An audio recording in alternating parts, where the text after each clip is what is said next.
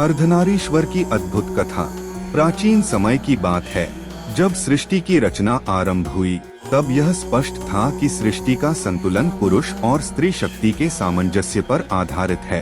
केवल पुरुष शक्ति या केवल स्त्री शक्ति से सृष्टि का संचालन संभव नहीं था।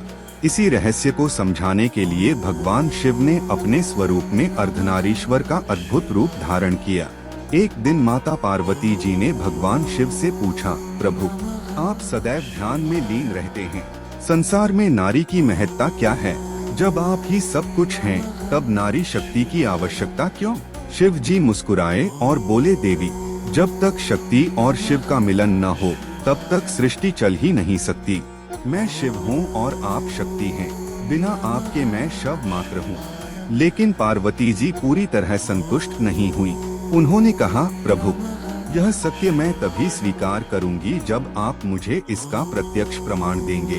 पार्वती जी के वचन सुनकर भगवान शिव ने अपनी आध्यात्मिक शक्ति से अपने आधे शरीर को माता पार्वती के स्वरूप में बदल दिया। अब उनका दाया भाग शिव था, जटाधारी, त्रिशूलधारी, शांत और तपस्वी, और बाया भाग शक्ति था, ममता से भरा, अलंकारों से सुसज्जित, सौंदर्य की मूर्ति।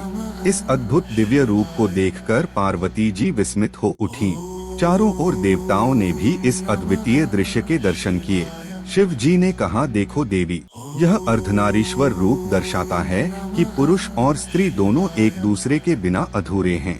जैसे सूर्य बिना प्रकाश के और चंद्रमा बिना शीतलता के अपूर्ण है, वैसे ही शिव बिना शक्ति के अधूरा है।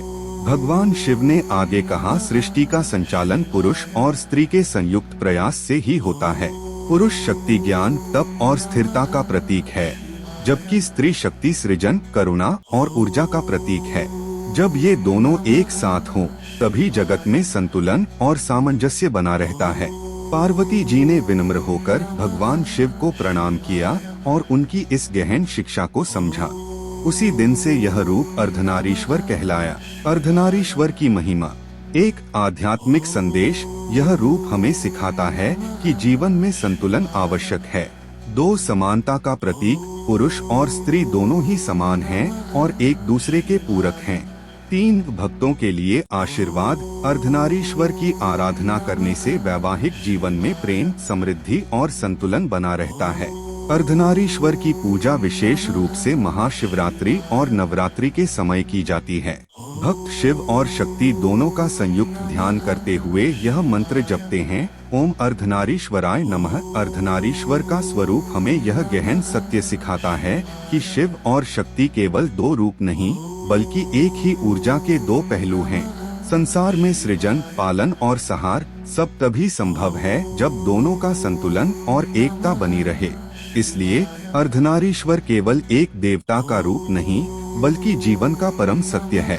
यह कथा अच्छा लगा है तो लाइक, शेयर और सब्सक्राइब कीजिए। ओम नमः शिवाय। हर हर महादेव।